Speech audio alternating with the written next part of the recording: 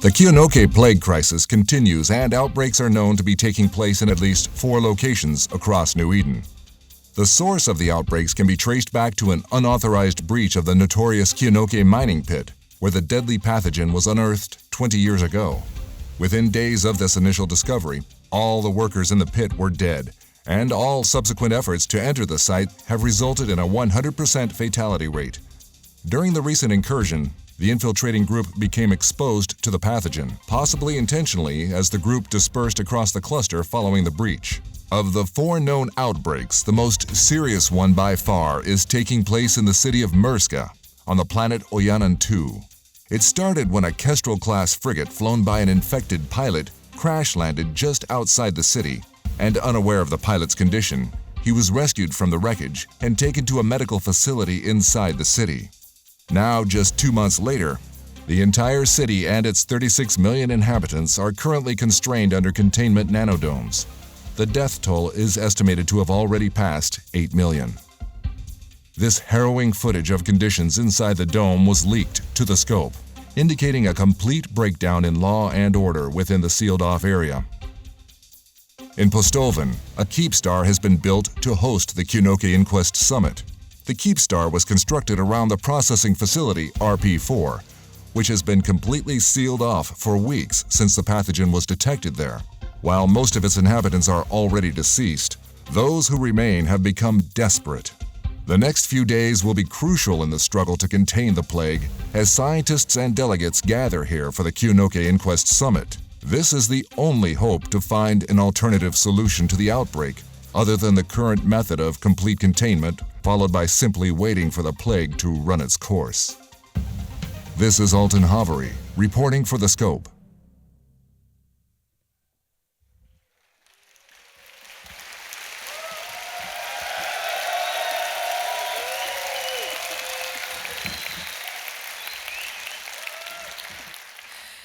Hello, Fanfest! It's so great to see all of you here in Harpa, and welcome to the EVE Online Keynote.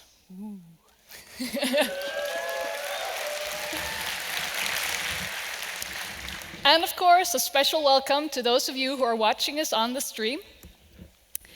As you may have noticed, we are here at a Keepstar in the system of Postolven, deployed here by the Society of Conscious Thought to investigate and contain an outbreak of the deadly Koke virus. And transforming Harpa like this into a living, thriving location in New Eden, it's kind of our special gift to you this year. There's a game and a story that you can participate in. It's produced by an Emmy-winning crew, and there are challenges that you can min-max for vote tokens. There are mysteries, there are special props to uncover, and an overall storyline that is about what happens to this plague in New Eden as a result of our efforts here at the Koke Inquest. And you can dip in and out of this experience just how you want. Do a challenge or two, trade the vote tokens you earned with someone for beers, or give them to someone who will annoy your enemies. And if you're at home following Fanfest and the Inquest, parts of this story will unfold inside the game as well, and your help might be needed.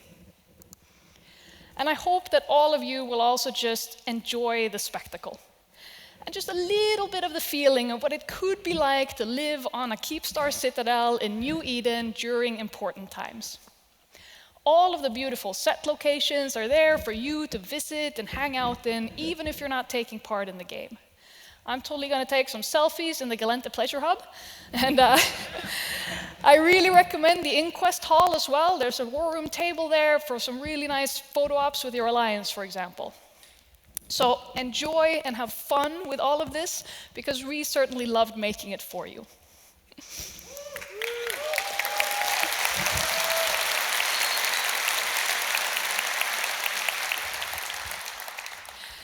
It has been such a mad and amazing year for EVE Online.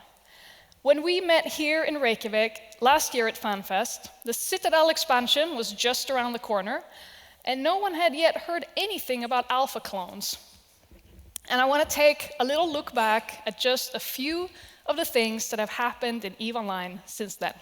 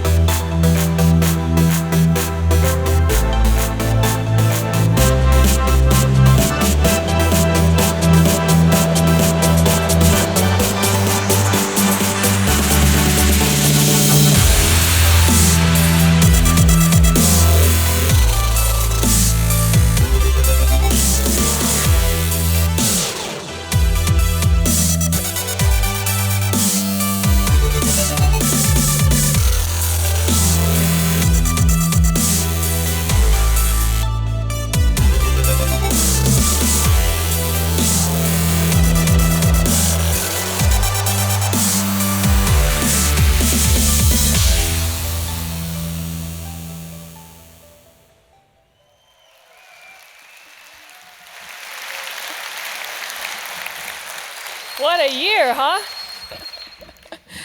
I want to spend some time talking a bit more about the impact that clone states have had on EVE Online.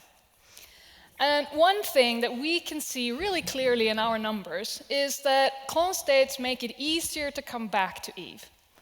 And this was one of the things that was important to us when looking at how clone state alpha should work. That it shouldn't just be a way for new players to play EVE, but that it should provide a way for any player of EVE Online to stay connected to EVE and jump into the game and talk to friends even when you're not in Omega state. And that's really working out, which means that more of you are here now after having a much easier time checking in on EVE again after maybe being away for a bit. And we are, of course, also seeing a lot of new people checking out EVE Online now that there is a way to play the game for free for as long as you like. And we can see big new player groups that we haven't really seen before from places like Spain and Brazil, for example. And I'm so happy to see the EVE community grow and become richer like this. I also want to say that I'm so very impressed with how you, as a community, have received those coming new to EVE Online after the Ascension expansion. You've embraced them, you've shown them the EVE way, and treated them like fellows in space adventure. And EVE is a much more vibrant place for it.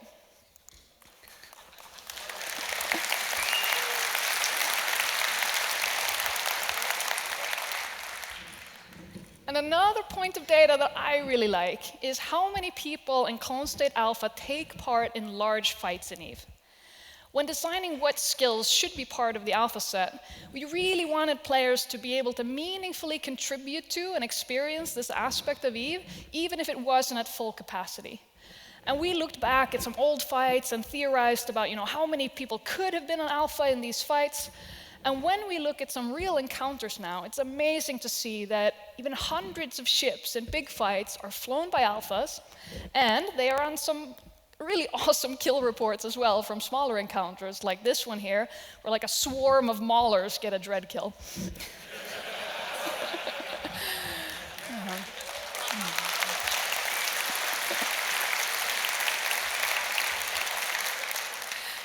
Overall, thank you to all capsuleers of both the Alpha and Omega variety for making this such an exciting year in EVE. Now, last year here at Fanfest, we spoke about a new book that we have in the making, full of original, detailed, cutaway drawings and technical specifications of the Frigates of EVE Online. And before we dive into more news and updates about EVE, I'd like to invite CCP Talvi Frans to the stage to show us the book, because it's now finished, and how you will be able to get a hold of it. Please welcome CCP Talvi Frans. Thank you, Adi. Thanks, everybody. Last year at Fanfest, we spoke about this particular book, Frigates of Eve, the cross-sections. This is like a nerd fantasy book that we've been like fantasizing about for years. We've been working on it, I think, now for 2 years. So a lot of blood and sweat and tears. And like many things that CCP kind of does, it became a little bigger than it was supposed to be to begin with. I'm very happy to report that it's going to be out on June the 6th of this year, or for those of you in Europe, that's the 6th of June, 2017. It's got awesome illustrations, and it was like a collaboration, but with like a lot of team, like tightly kind of folded in with the development team and the artists, and everybody kind of came into work on it to make sure that it is like canon and it is correct and it is perfect. Here you have a light-eye kind of manufactured Arablest missile launcher, just in the moment of launching a light missile coming from this Griffin, and in what is kind of commonly known as a Kaldari warm greeting. This is a Bantam illustration. You can see here it's actually carrying some passengers. A lot of frigates don't carry any passengers, but here you can see a group of undergraduate cadets from the State War Academy going to what they think is going to be space camp, but will in fact be Hell Week, leaving only a few kind of to eventually finish their training. I really like this firetail illustration. It's got 200mm autocannons, and you can see kind of how the feeding mechanism for the ammunition kind of swoops behind and through the toroidal helix, which is the FTL drive there in the center, and you got the reactor there in the back. Capsuleer sitting like way in the back. This is a Navitas with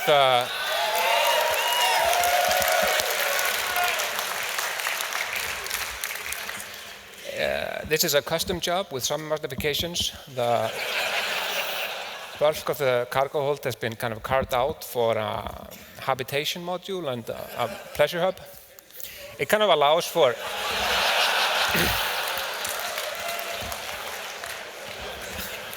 light refreshments and some refreshments and entertainment as the vessel carves through the mundane abyss of deep space. In the lower levels, you can see actually there's some spiced wine here in the little green bottles, and conveniently there around the center in cryo, there are some more entertainers kind of suspended to be woken up later. The book covers 7 frigates per race, like one of the 4 major empires. The descriptions have mind-blowing detail. We showed the book, I was showing it to one of our designers whose opinion I respect a lot. And he was like, yeah, it's really nice illustrations, maybe a little too much text. It's like, too much text? Do you know who this book is for? That's like too much ISK, or too many skill points, or too many frozen corpses.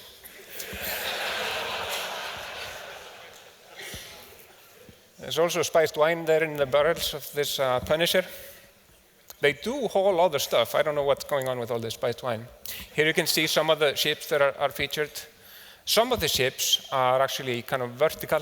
So for those, you have to look at the book kind of sideways, just like a sideways book. Beautiful, beautiful, kind of vain ships, some rusty ones. This rusty ship, it's been drawn again and again and built, and we made models of it, but we never actually kind of seen inside it and seen kind of where the reactor is located there in the front and how the capacitor banks are hooked up right there in the middle. And now armed with this book, you can kind of learn, and more importantly, kind of tell and teach those who do not kind of share your level of wisdom and enlightenment as it pertains to the EVE universe and its ships, and therefore kind of command their respect and gratitude. Diagrams. The veil is finally revealed of the actual physics that drive the ships in a guest passage from Max Singularity, the sixth, first of his name.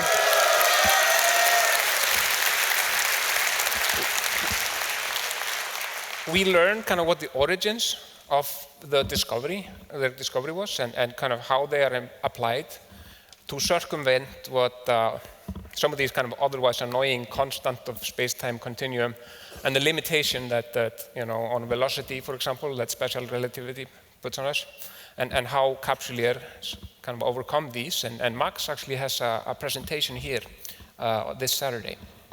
Check that out if you have opportunity. So, in short, the Frigates of Eve, the cutaways, is 160 pages. Got 28 frigates, 2 short stories, which are about frigates, of course. There's a chapter on propulsion, there's a chapter on the capsule. There are many books like this, but this one is ours. Good stuff. So again, it's not out right now, it's in stores in this June, but it's available on the internet for pre-order now. But wait, there is more. Like we did with Art of New Eden and Source, which were also published by Dark Horse, we're doing a limited edition, and this one is beautiful. It's got this like really nice jewel case. It's 50% gray, the other one was black and the other one was white, so this one is in the middle. It's got like an amazing condor blueprint, like a big fold-out condor blueprint. And see the probe images there, this is like acetate, so you like layer them together. So the condor blueprint is like super nice. You can put it on a wall, or you can also like casually place it on your desk at work to kind of drive wonder and admiration and respect. The acetate is kind of made out of 3 parts, so you can assemble it and like layer it on to see what the ship is made of. It contains a rather tragic scene. It's very unfortunate. There is a group of rebel fighters that are kind of overstepping their mandate. They're taking out their anger, decades of hardship on a group of Amari nobles, people who possibly were like kind of good, upstanding citizens who pay taxes and maybe read Max Amaria. They eventually would have perhaps supported emancipation, but probably they won't have the opportunity to kind of reveal their progressive side from now on. The book will come out in a limited supply because it's a limited edition, and that's just the regular hardcover, of course, is unlimited, infinite, but we had to think about like how many copies should we make, what number speaks true to us. Couldn't be too much, so it's like 1,337 copies now.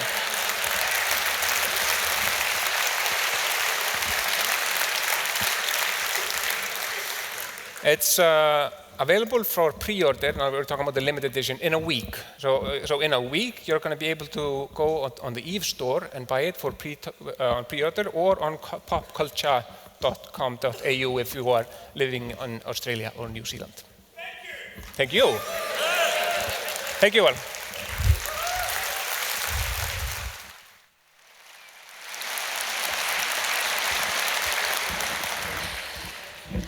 Thank you for that, Torve. It looks super exciting to me. We've also had a really lively and exciting election season for the Council of Stellar Management this year. And the sitting council has really helped us develop EVE Online. And we've had 2 very productive summits and numerous other meetings, sessions, chat channel exchanges, and discussions that have really helped add player perspective deep into the development process of EVE Online. I want to give a huge thank you to the current 11th Council of Stellar Management. Let's give them a hand.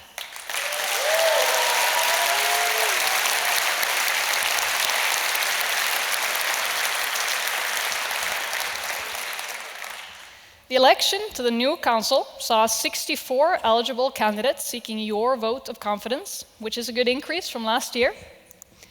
Voter turnout also picked up compared to last year, and when voting concluded, over 31,000 votes had been cast. The new council is smaller. It'll have 10 members instead of 14, and every council member will be invited to the 2 summits here in Iceland. Let's take a look at the election results. Here is your new Council of Stellar Management. We have 6 re-elected council members. We have Steve,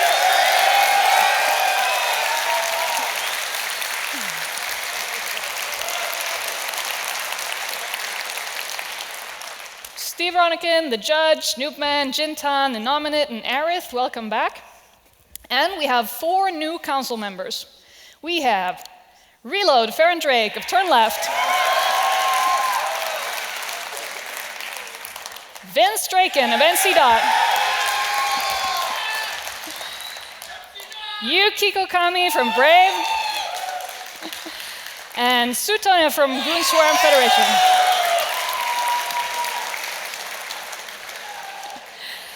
So, welcome back to some of you, and a warm welcome to the new council members. Let's give them all a big hand.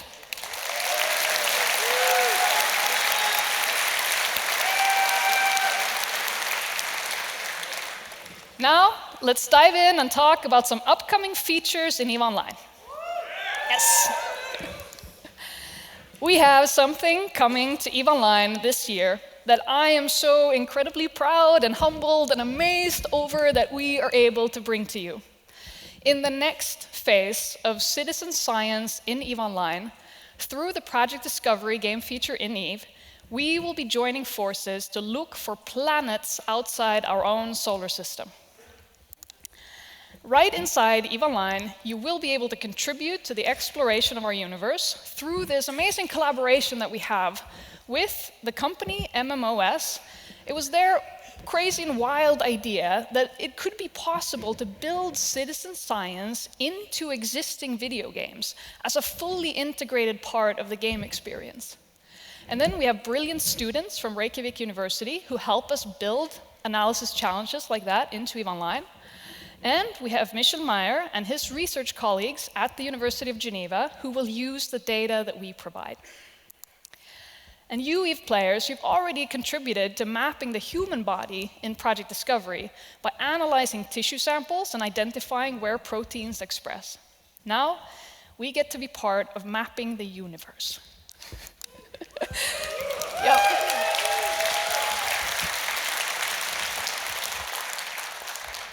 And as you can maybe tell, I'm so excited for this. I want to explain, at least on a high level, what kind of research it is that the new Project Discovery game challenge will ask you to take part in. And Michel Meyer and the team at CCP who are working on this will cover this in much more detail in their dedicated presentations. But here is the gist of it. We will be helping to analyze light data from a telescope that is monitoring a lot of stars. And by looking at the amount of light coming from a star system over time, in cases where there's a planet, or even more than one planet, orbiting the star, it's possible to detect a recurring pattern of light change, because the planets, they block out some of the light regularly.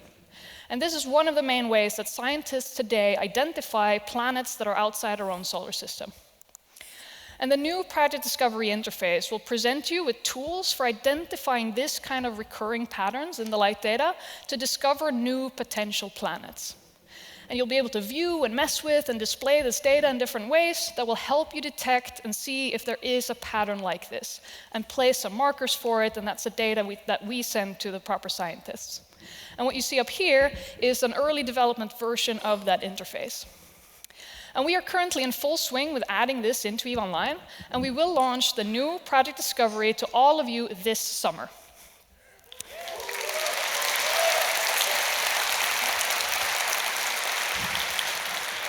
And you can actually try out the current state of it in a development build here at Fanfest.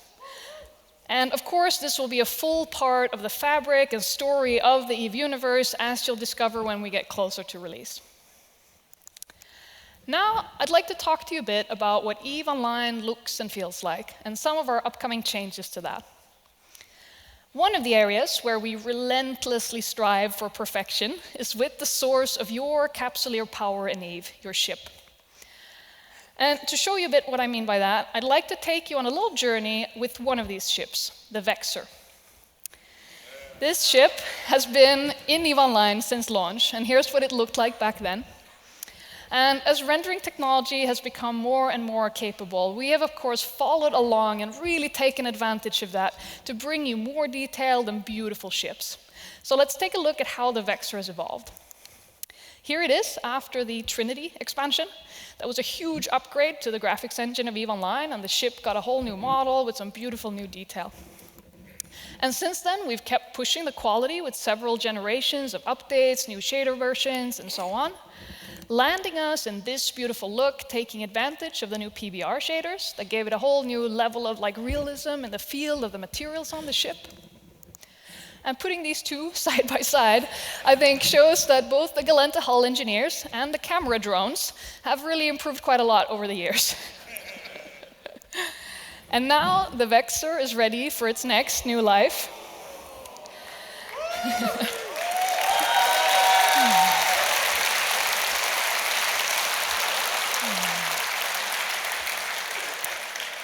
Here is the updated design of this beautiful little ship. And we can now go just all out with animation states for warp and weapons platforms in use. We have heat vents, we have drone bays, you can really clearly see. We have kill marks, we have dynamic light from the boosters reflecting on the ship. Damage and how it spreads is really tied now to actually the look of the ship. And here it is in-game in all its glorious new detail.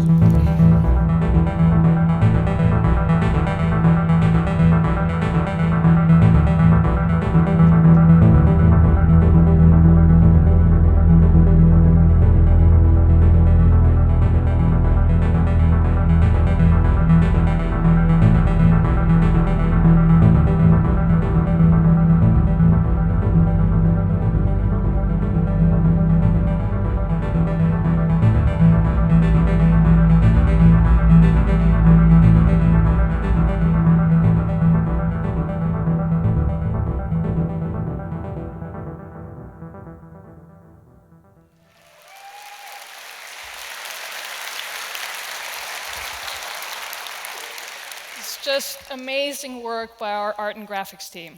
And of course, it supports our evolving set of ship skins as well. So, with hundreds of ships in EVE Online, why do we keep pushing and updating the quality like this? Well, it's because these ships are the heart of EVE Online. And we want them to correspond to your most vivid dreams and imaginations of what it would be like to be in space, in a marvel of technology fused to your neural system to give you all of this power in the skies. You really deserve the best that we can give you, and we will keep delivering on this journey to make EVE ships the most intricate and beautiful and powerful space engines in any game out there. Just like we did with the recent updates to the Cormorant and to the Flycatcher and the Concorde ships too. Taking full advantage of all of our latest graphics technology, this here is the new design for the Concorde Interceptor frigate. And as a Fanfest attendee, you get the civilian version of this ship. That is beautiful, isn't it? And here's the new Concorde Enforcer. Both the new Vexor and these Concorde ships are coming to EVE Online this spring. Concorde ships now in May and the Vexor in June. Another aspect of EVE where we have seen immense developments in our capabilities to deliver you a more lively and immersive world is with the places that you call home, stations and structures in EVE. And we want these places to feel active and lived in. So we have gone from more of silent hulks in space to places with landing lights and drone deliveries and billboards and other things that should be expected of a living game world.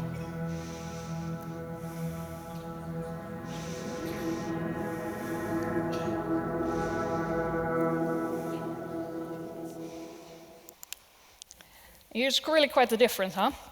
And a lot of this was developed with Citadels, and we've added to it even more since they came out. You know, you have lane lights and billboards and signs around them, lights and activity. And since we want more of your identity and presence in the universe, this spring, we will have Alliance logos on structures too.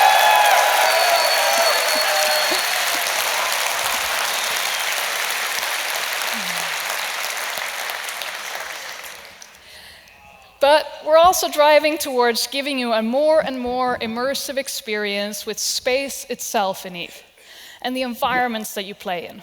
And the stars in the New Eden cluster are a huge part of that experience. And in our May release, we are going from this to this.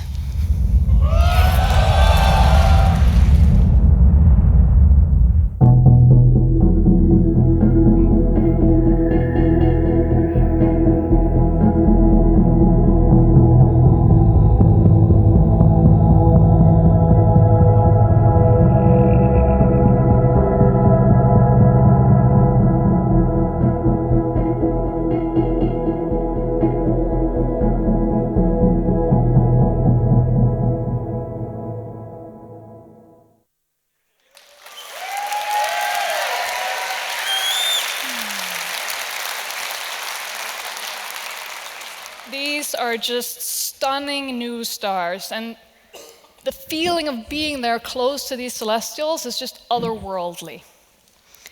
And here's a shot from a test fight last week of what fighting next to these can look like. It's just super dramatic. And all of this work on making ships and structures and environments and explosions more stunning is also coming together beautifully in some brand new ships and some brand new PvE content that's coming to EVE in our May release. So let's hear some more about that from CCP Larrikin.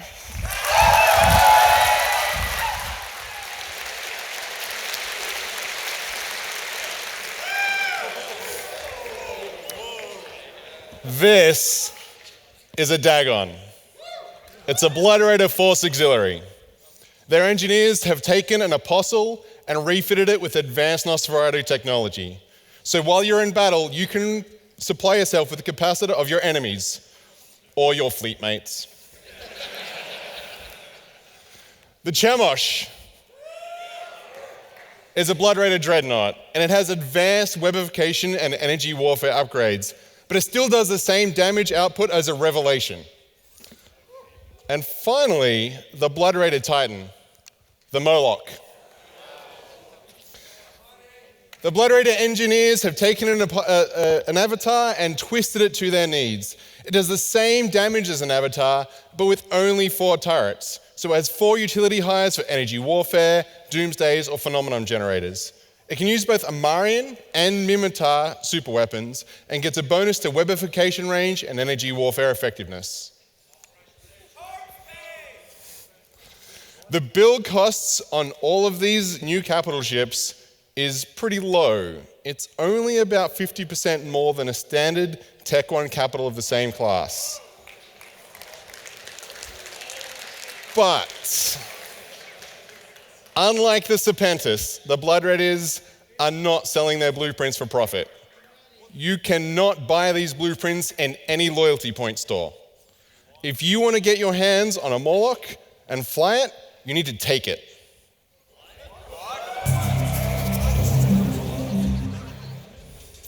These are the first confirmed images showing a Blood Raider shipyard, captured by an Amar Navy scout These shipyards enable the construction of the advanced Moloch-class Titans, along with enhanced force auxiliaries and dreadnoughts, making them more dangerous than ever. Due to the complexity of constructing and maintaining these shipyards, Blood Raiders are not expected to be able to deploy more than one at a time, but that will also cause them to defend them with fierce determination. Extreme caution is advised.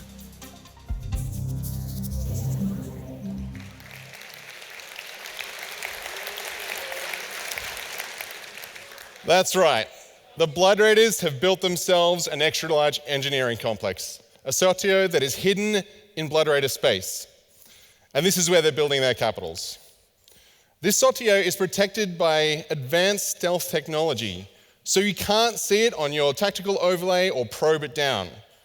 But I reckon there's a way to find them.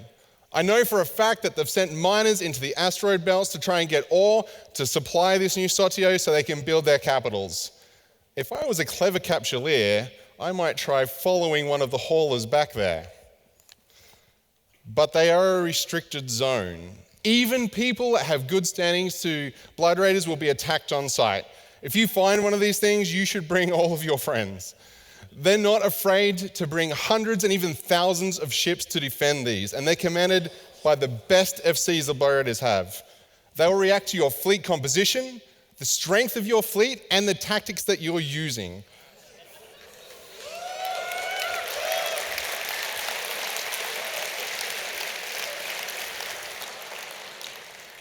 They'll pick a good counter and attack you relentlessly to try and drive you off. They'll even use ping spots to try and warp on top of you.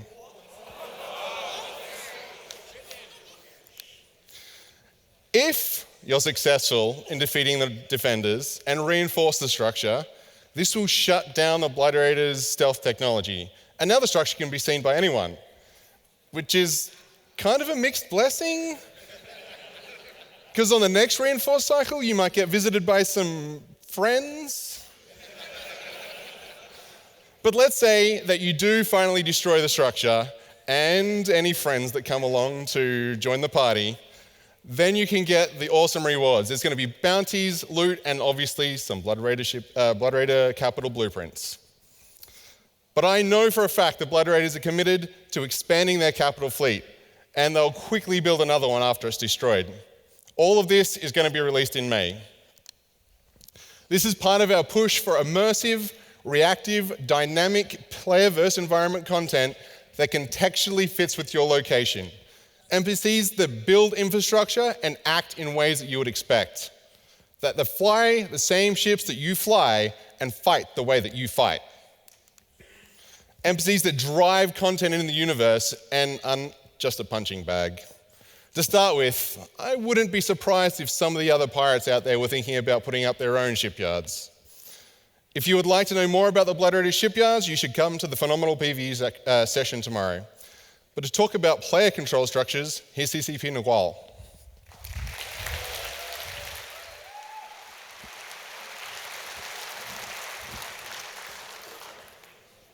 Hi, I'm CCP Seagull, and I'm a game designer on EVE Online.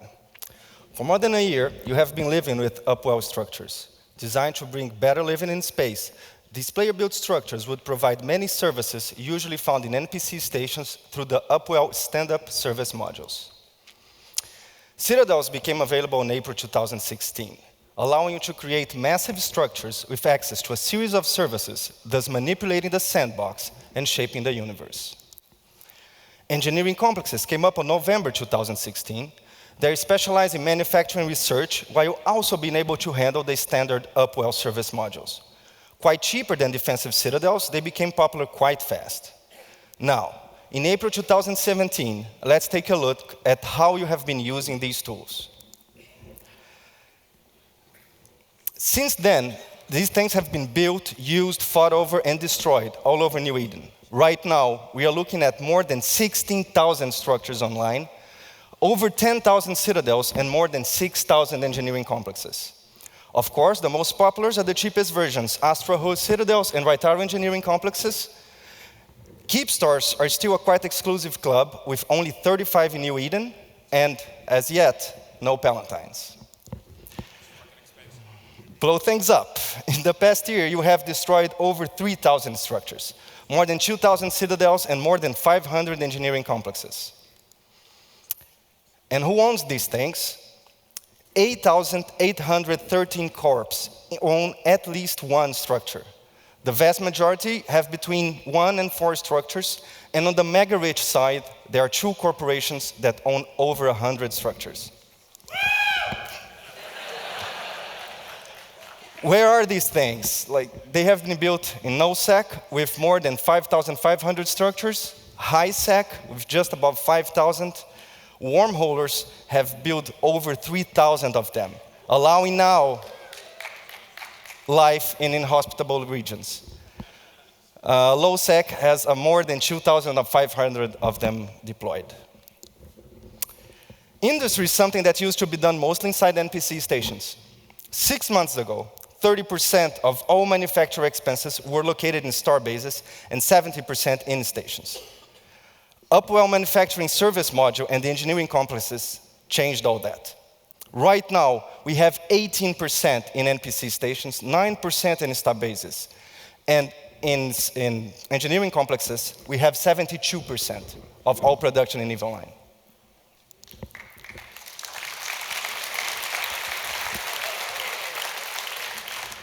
So finally, those are great hangout points. MTechO holds the record of the largest battle in EVE with over 5,000 concurrent pilots fighting over Keepstar. So this is how you have been using this to change New Eden. What we are going to do next. With the phasing out of Outpost upgrade production, a gap in the market has emerged. Upwell Consortium, seeking opportunity for market expansion, is introducing a new migration plan. They call it the Deployed Outpost Improvement and Transformation. Faction Citadels. Reusing viable technology from the outposts and the stations will allow special capabilities to these citadels. It also means they can only be built from the remains of said outposts and stations. No other ones will ever be built. Under the hood, they behave like regular Upwell structures and can use all Upwell service modules. Recycling the old technology will provide them with exceptional and unique bonuses. On top of that, conquerable stations that have been around for such a long time, with so many historic battles fought over them, will become permanent landmarks where you can go and remember those historic moments. Again, in the future, the new line of Upwell structures, the refineries. They are specialized in reprocessing and moon mining and come in 2 versions. Here's the Athanor, the medium size, and this is the Tara, the large one. They will provide unique services and change the way we perform 2 very important activities in the game, reactions and moon mining. The Upwell Stand-Up Reaction Service module will allow reactions to be performed inside these refineries.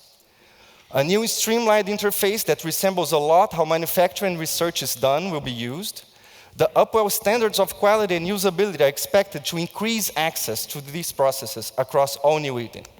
This module is exclusive to refineries. Another service module exclusive to refineries is the Upwell Stand-Up Moon Drilling Service module. It changes the way we do moon mining. It's a drastic change to the whole process of gathering moon resources. It becomes a collective and active process instead of the current passive and individual one. This is the breakdown. First, you set up a refinery close to a moon. Then you configure it, and the module starts drilling the surface of the moon, carving out a block of moon materials. This gigantic block is then slowly pulled into space towards the refinery. This will take several days. Once the big block is in the correct position, it stays there. At a time of your convenience, you then shoot the moon rock, breaking it up into small pieces, and these pieces scatter around, creating an asteroid belt. This can be mined as we mine regular asteroids. Several ships can and should participate in the mining operation.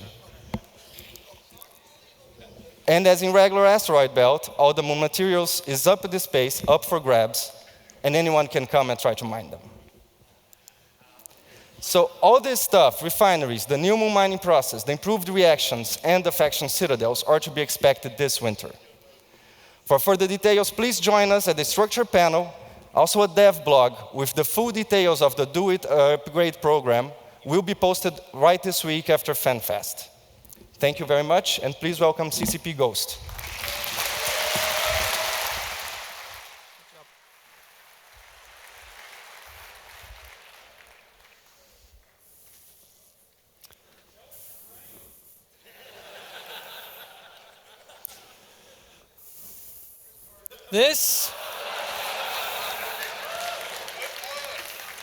This is a picture of my bones.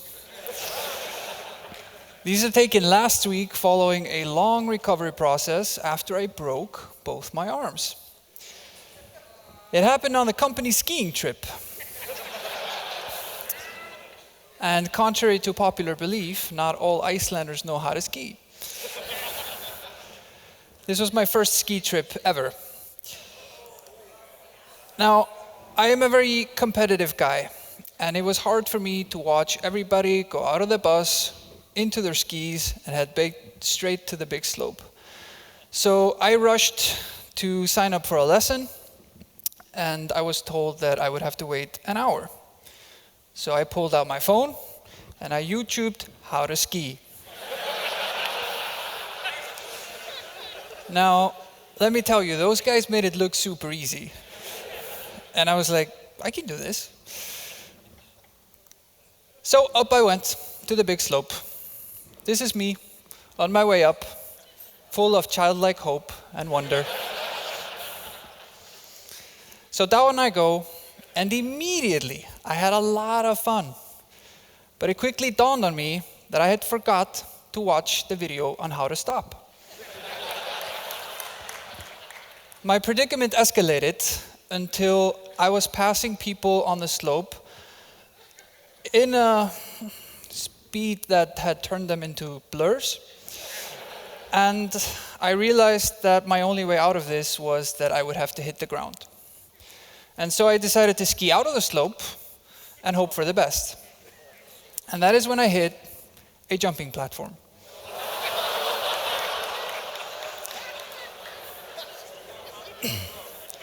That jumping platform took me 16 meters through the air, turned me upside down, and landed me in a position that broke both my arms. I asked the art department to visualize this by building a high-quality reenactment so I could share this moment with you. And it looked a little bit like this. Here, I realized that I'm in trouble. And here I realized this is not going to end pretty well.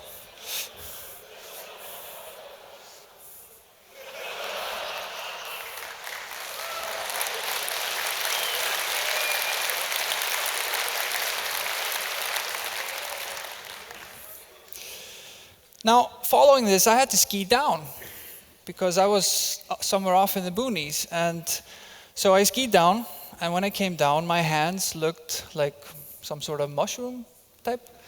And that's when my phone rang. And I took out my phone, and it was pretty hard to answer my phone with both of my hands broken. And on the other line, Mr. Ghost, your ski lesson is ready. So here I am a little bit later at the emergency room, all doped up and happy that I finally look a little more like my childhood hero, Mega Man. I wish I could say I was making any part of this up. I am not. Now, some of you may be asking, how is this relevant to EVE? Well, it may have dawned on some of you that my experience was not unlike the experience of many of our new players.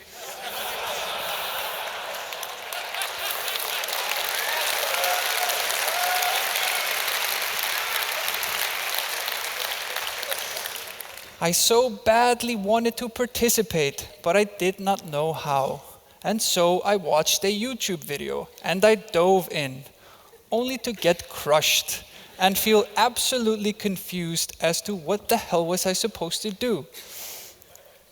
My name is CCP Ghost, and I have been leading the new player experience overhaul with Team Genesis since last year. And there are two things crucial to be able to survive in EVE. The first of them is basic capability, something that I obviously lacked in my ski adventure. And in EVE, that is no small task to deliver, I can tell you.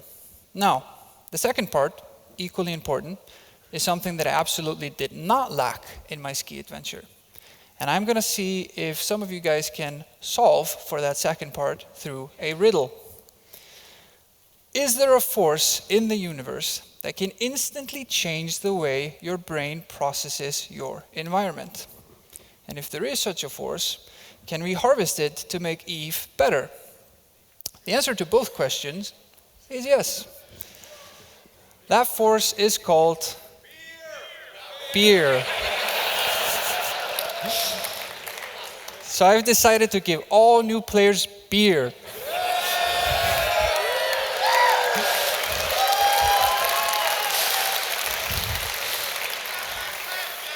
No, that's not the truth. That force is called purpose.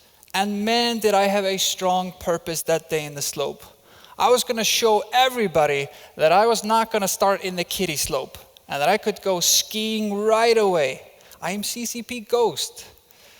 Now, it may be lost on some of you through my story, but that sense of purpose actually delivered quite an accomplishment.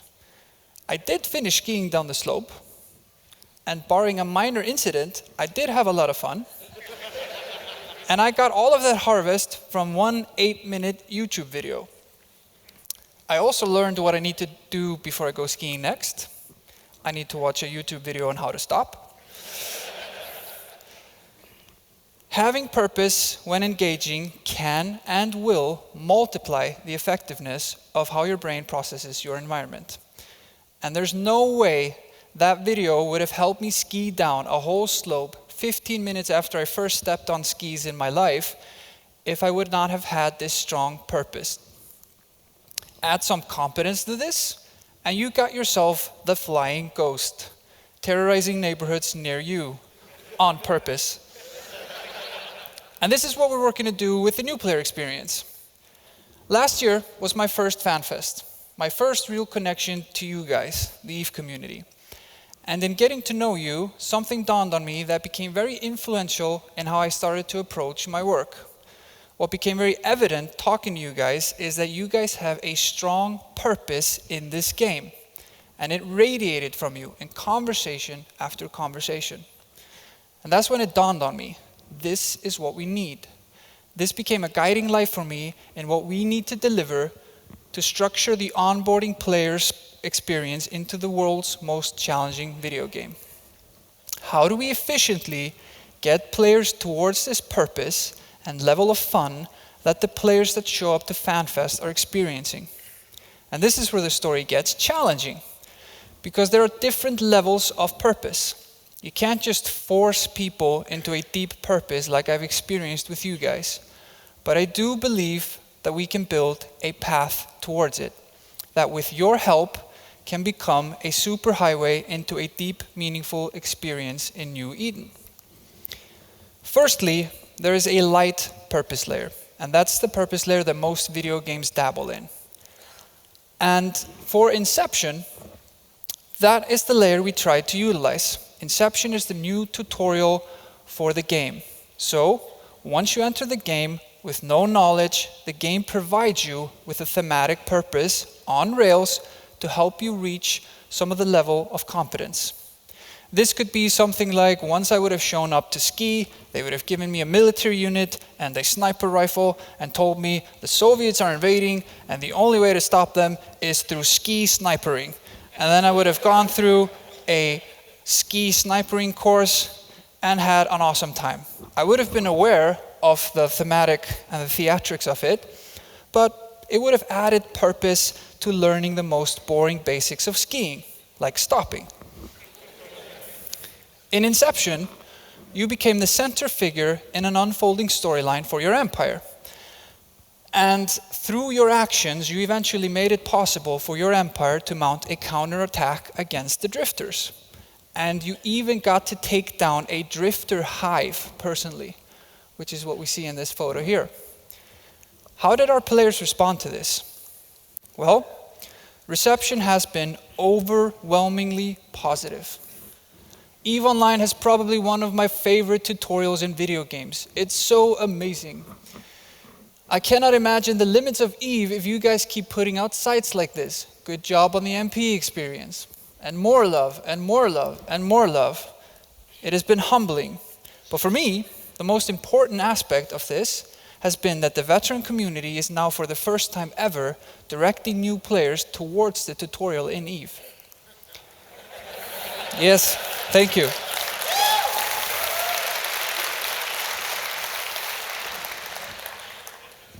There are few, if any, releases in EVE Online that have been user tested as extensively as Inception was.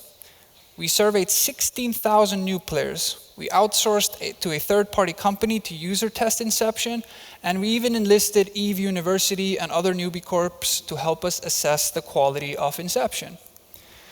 We then took in that feedback, went back to the drawing board, and issued an update to Inception in Inception 1.5. And this is the conclusion. According to new players, Inception has significantly improved new player understanding of the game mechanics and what to do in the game, new players' ability to quickly figure out whether EVE Online is a game for them, new player perception of the overall guidance throughout the game, and my favorite, new player enjoyment in their first hours of gameplay. 88% of testers preferred Inception over Opportunities, which is the old tutorial that we replaced. And so it seems that our new players are in a much better state than before after having finished Inception. And Inception is, to a large degree, what you guys asked for. And we tried to deliver, and together we seem to have been a success.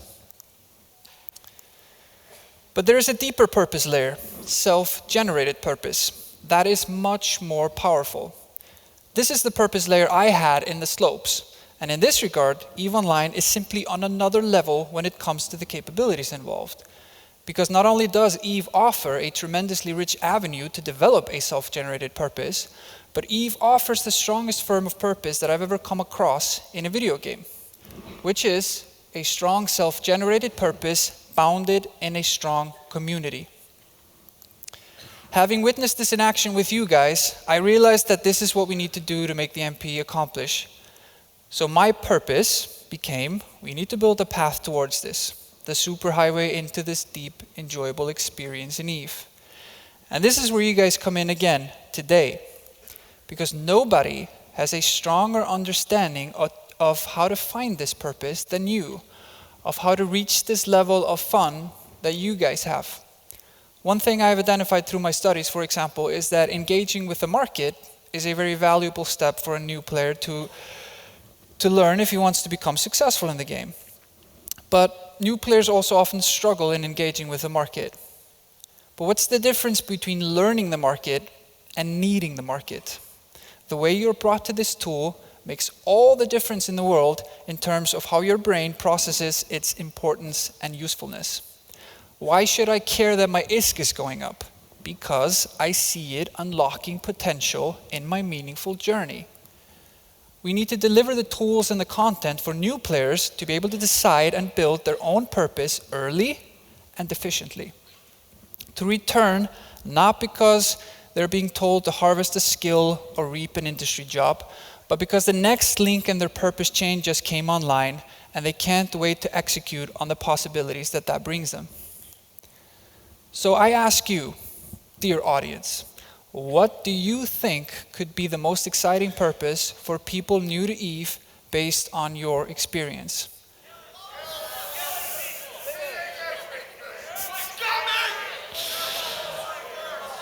I've never had so many people yelling, killing people at me before. But once we have identified that together, we're not gonna solve this now, so please stop yelling, killing people at me. Once we have solved this together, we can build a strong path towards it. And so, I am now issuing a decree to bring your purpose and your skill set to the table and help us build this great journey. So show up on the new player experience presentation and on the new player experience roundtable. Right now, we are in the process of completely overhauling the entry process into EVE Online that precedes Inception, because the first few moments of an experience are the most important. So first, we want to get you a strong grounding to your ship, to understand that through your ship, your agent in the game, you can mold and influence New Eden. That the ship is the key vehicle of identity, and that through your ship, you can find purpose. Notice that I'm priming the word ship here. In pursuit of this goal, we are working on overhauling the selection process, giving you more guidance and grounding to your ship. Here are a couple of work-in-process mock-ups from Team Genesis. But we want the players to actually feel this connection. We want them to experience the connection to their agent of purpose. We want to ground you in this avenue of purpose from the first moment you enter this world. And so, fellow Capsuleers, distinguished guests of honor, dear EVE friends, it is with great pleasure that I present to you a new intro video to EVE Online. Thank you.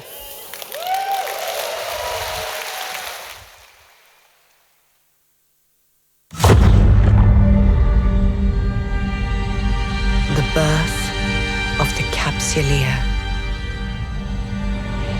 A sacred act, immutable and profound.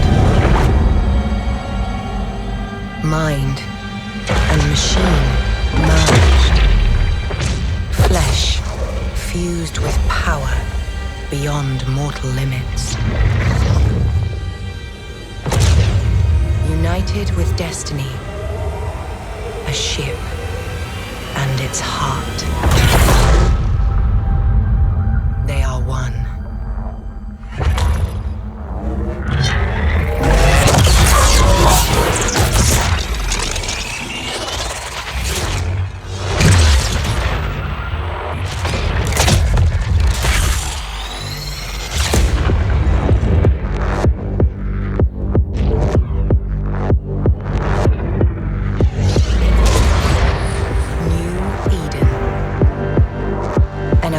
Of life in an uncharted void. A galaxy where power and wealth spur humankind. Where four great empires seed the fractured renaissance of man. Wielding vast fleets, they carve their ideologies into the stars. The heroism and treachery of Capsuleers is woven into the fabric of New Eden. A story of industry, exploration, and conquest. However you choose to forge your destiny, do so with heart. New Eden is yours to shape. This is where your legend begins.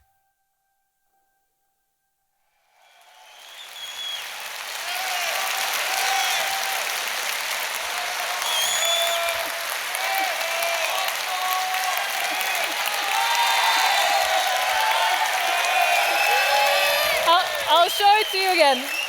I'll show it to you again, I promise. But there are a few more things I want to talk to you about before I do that. We'll see it again, I promise, I promise. Thank you so much, CCP Ghosts. And some of these next steps that he talked about, the new game introduction, will be in EVE Online in our May release. And other changes will come throughout the year. And you will, of course, hear more about them as we progress through development. And thank you also to CCP Larrikin and CCP Nagual for their updates. Now I have a few quick updates. For example, about our upcoming changes to Plex. Like we announced about a month ago, we're planning 3 major changes around Plex in EVE Online. Plex will become more granular. It will get a new location in the inventory called the Plex Vault, and we're retiring our Aurum currency and using the new Plex instead. We now have a release date for these changes. They will be part of our May 9th release. And if you'd like to spend your Aurum before it gets converted to Plex, we have a lot of great offers running up until then. In May, we will also be introducing a new feature in the New Eden store, buying something as a gift. And we hope you'll find this useful for birthdays or holiday presents, or just to make someone's day a bit brighter. You'll be able to select who it's for, obviously, and also send them an optional message to go with the gift. So, to recap a bit what we've talked about today so far, we have our May release with Blood Raider shipyards and capitals, the Plex changes, gifting, and the Concord ships will also arrive then, and of course the new introduction video to the game. Then this summer we'll have the new Project Discovery, more updates to the new player experience, and the beautiful new Vexor design. And coming this winter, the faction citadels, the all-new refineries, moon mining, and reactions. And as usual, you find all of these updates to the roadmap on our EVE Updates site. But all of these changes to EVE, they are part of a bigger journey, in line with our vision for the game. And since a lot of you are new to EVE Online since Ascension, I want to take this chance to speak to you today about what that vision is and how it informs our work on EVE Online. It's actually 4 years ago now that I first outlined a vision for EVE Online that was anchored in the full realization of the dream and idea of colonizing space. Some of you may have been remembering me kind of shaking on stage back then. But we dreamed of giving you players more and more powerful ways to colonize space. We wanted space to be yours to build up and inhabit in stronger ways. And we wanted to empower capsuleers to take over more and more of the universe. And the ultimate sign of capsuleer power would be to take full command over the technology of space travel, building stargates that could take you to new parts of the New Eden universe. And this vision, it put you players and what you can do in this game universe at the heart of our vision for EVE, leading us to invest in those aspects of EVE Online that really make it a unique game. We took the road of upgrading and strengthening those parts of EVE that were at the core of the player-driven experience.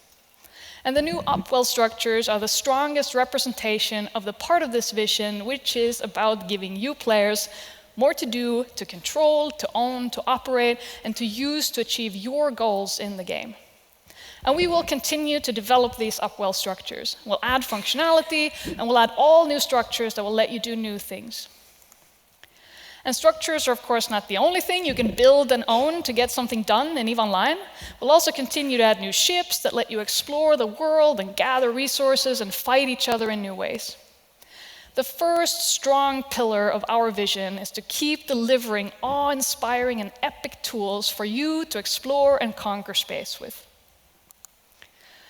But part of the vision laid out years ago, but not as prominent back then, was also a vision for what the space that you colonize should be like. The world itself of New Eden provides the stage for gameplay in EVE.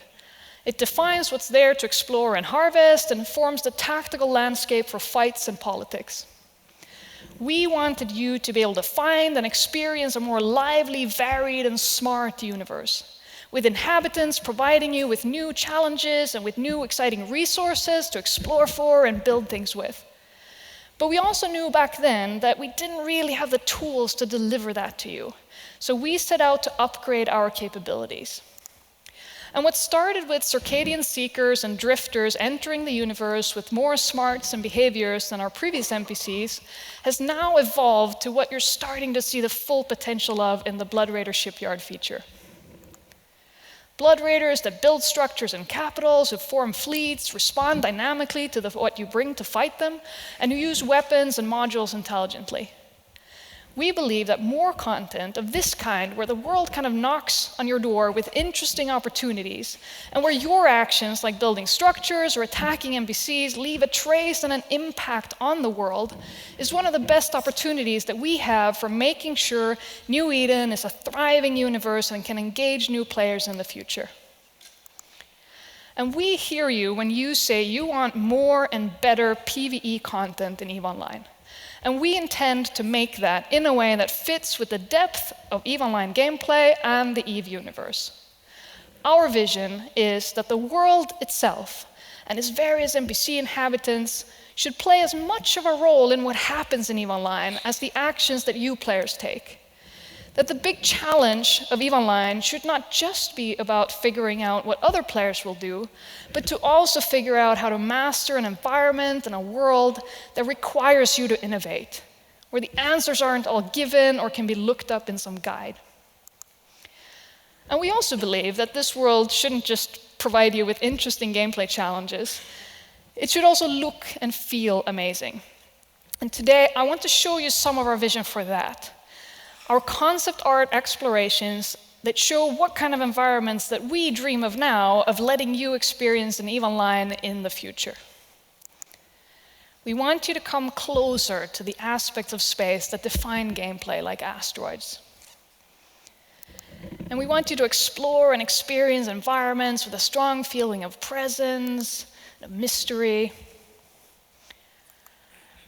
And these images are inspiration for you and for us to push us towards the next level of what your experience in EVE can look and feel like.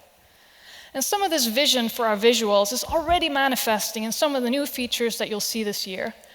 And if you look back at how we have transformed some other parts of what EVE looks and feels like, I hope that you dare to believe that this inspiration will drive us to deliver something in this spirit to you as we keep pushing these boundaries of what EVE can look and feel like.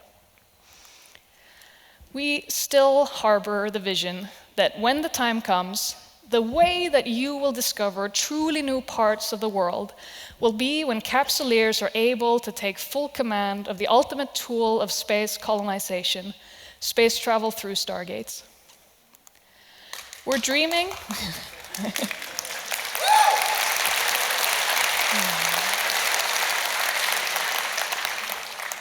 We are dreaming of the day that that will happen and building slowly towards it. But we will only bring it to you when we think it will be truly spectacular. And until that day, we will keep using these two pillars of a deep and challenging range of amazing-looking structures, ships, and equipment to power you in the universe, and a living, thriving, unpredictable, stunningly beautiful, and truly challenging world full of resources and content to try and master to improve the game world that you know now. And the next step on that road is the expansion that we are creating for this winter, that I want to give you some tiny teasers for today. In this expansion, we will go full force with our new capabilities for creating new content in the universe. While our vision for empowering you with new tools to build up and colonize space will march on with the new refineries, the heart of this expansion will be all about new content. New challenges, new rewards, new aspects of EVE to learn and master. And these new things, they will take place in Empire space.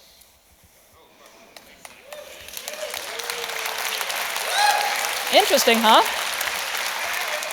And that's all I will say about it today, because discovering what this is will be part of the experience as well. This winter. Now, sharing this world and evolving its shared history is what makes EVE Online a unique phenomenon in games. Together, we are in art museums, in history books, and academic papers, because the community we have is not just a result of liking the same thing. It's because we impact something together. Each of us have the chance to shape the universe and the experience for others in it, making friends or foes in this space saga that we continue to write together. And our new game introduction video speaks of this universe, of the power to be part of it that your ship provides, and how the legend begins for each new player. Would you like to see it again?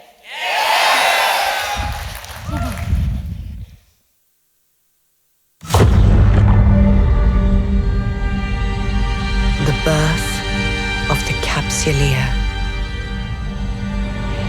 A sacred act.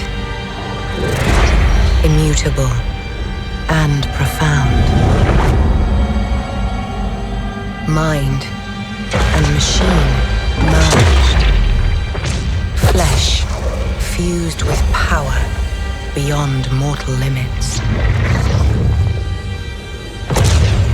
United with destiny, a ship and its heart. They are one.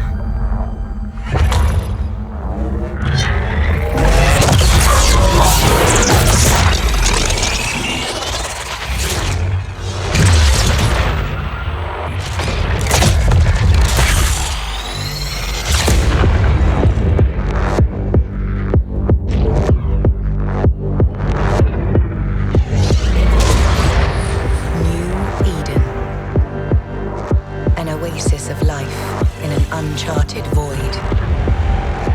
A galaxy where power and wealth spur humankind. Where 4 great empires seed the fractured renaissance of man. Wielding vast fleets, they carve their ideologies into the stars.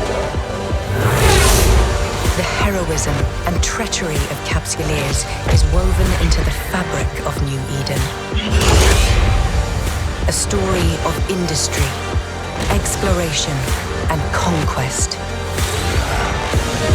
However you choose to forge your destiny, do so with heart.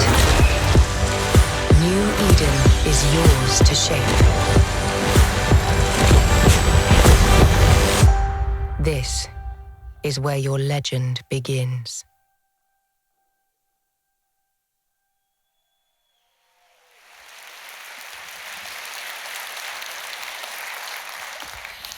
We will now dive full into Fanfest together to talk more about the things you've heard, and we developers were all here to talk to you about EVE Online, to listen to your feedback and ideas, and to party and really enjoy this event with you. So let's have some really great days.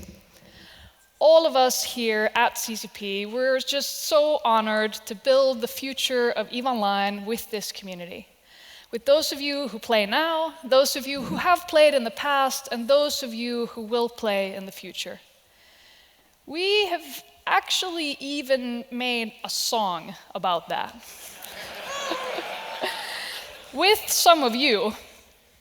So before we head into the evening to meet with friends and continue resolving this damn virus outbreak crisis, I'd like to bring you our very own permaband with friends. Thank you.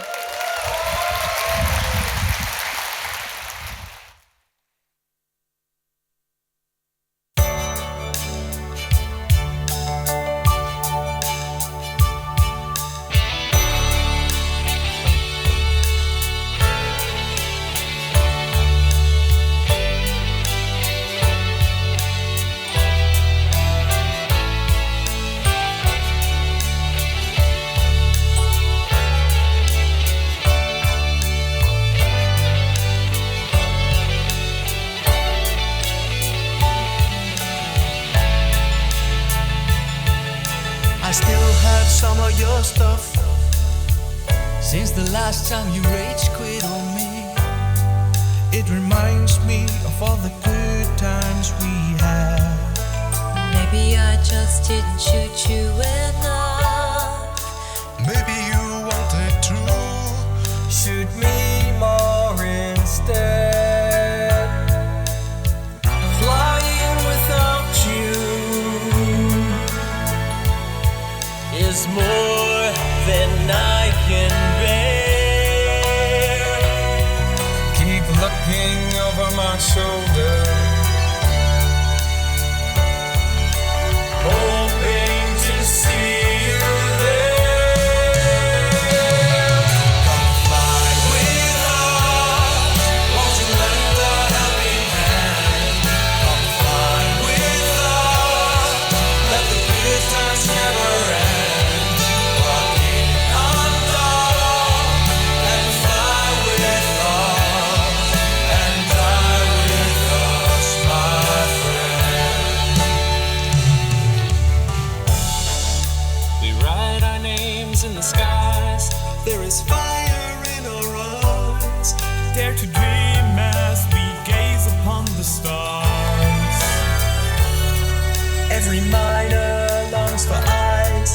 like a burger needs its fries.